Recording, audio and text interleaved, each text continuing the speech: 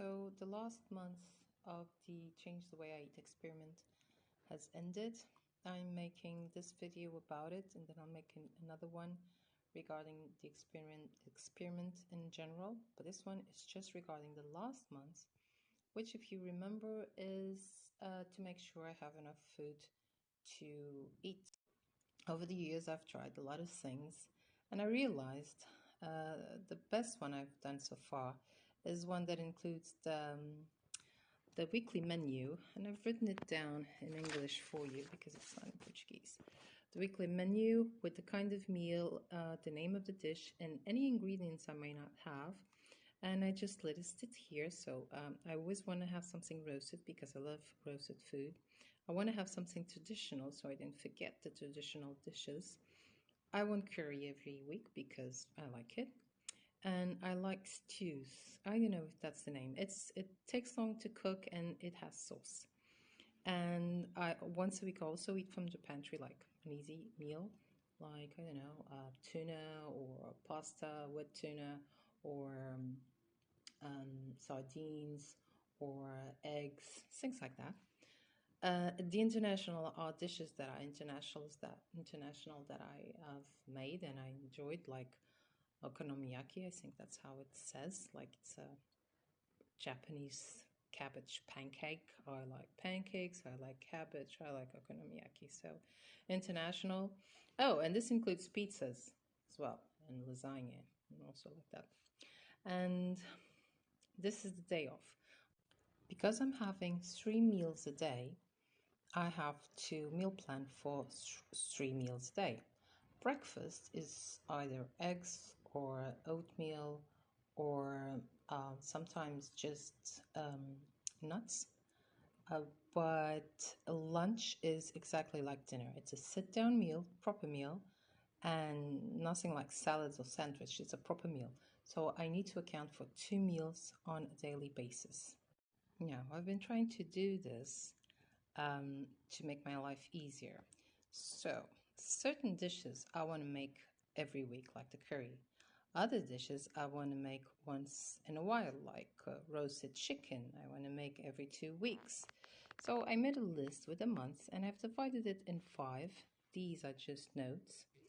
And I write with the right spacing what I want to do. So here I've written down roasted chicken, and I only want to make roasted chicken 3 weeks later. So on the second week and the third week, I'm not going to add roasted chicken, but I'm going to add it here. When I do go back to my weekly menu, and I will already know what to do. Like, if I made a roasted chicken last week, yes, then I'm not going to write the roasted chicken here. If I haven't for 2 weeks, then I am going to write it here in the roasts. And in a while, meatballs are a very easy dish to do, and they are a lifesaver, I have to say, because I can add them to anything and I have instant proteins, and it's nice to have. But I don't want to have to do them all the time. I want to buy the meat and do them once, and then I have them frozen to eat throughout the month whenever I feel like it. The same goes with hamburgers. So even though I have the weekly menu, I have the meals already laid down, the ones I want to make on a weekly basis, on the monthly table, so to speak. And then I have I have 3 things for food, and I have soup for the heart because it's cold.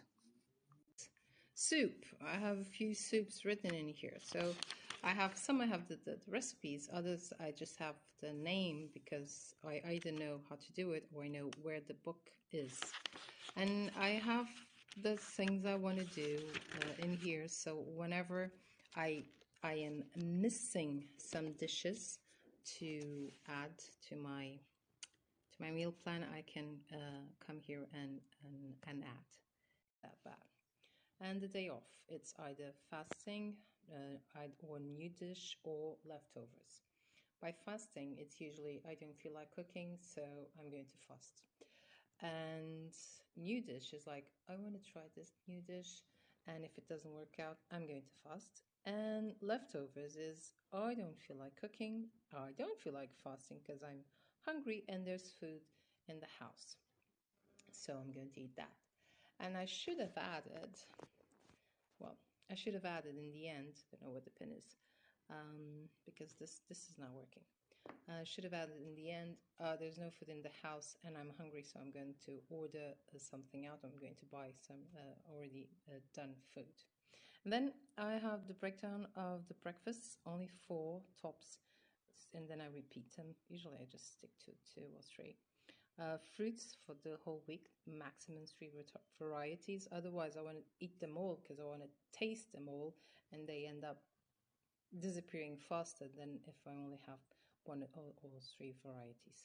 The side dishes, which are usually vegetables, otherwise it's rice or pasta. I don't like pasta very much. Rice is not very good for me. I've noticed that, so I'm trying to stop. And soups. Soups are very important. I should have written in here the soup day. Well, it doesn't matter. But I always have them. Now I always have them. Then I reserve some space to do some preserving, like jams or pickling, baking, and the things I want to experiment if I want to experiment a new dish. I don't always do this. I actually hardly ever do this, but it's in here, and I'm going to try to fulfill it so that I start actually doing them, because there are many things I want to do and I don't because I don't have the time, and the reason I don't have the time is because I don't plan for it. And then the shopping list. The shopping list are all the ingredients that might be necessary for the dishes I want to do that I don't have. After having I may not have. After having the shopping list, I'll go to my fridge or freezer. I'll check if I have them. I'll cross out everything I do have, and I'll write down what I don't have in a separate paper. It's usually a tiny shopping list. I shop monthly, I cook weekly, and I only go buy the fresh vegetables and fruits and eggs and bread if necessary on a weekly basis. Now, what I mean with that is that every week that I go grocery shopping, I buy a protein for the whole month. For instance, uh, buy the proteins or shop the proteins on a weekly basis that last me for a whole month, and in this case 4 weeks, which is the equivalent to, so twice a week equals to 4 meals, 4 times, well, 16 meals. Like another one regarding the experiment in general.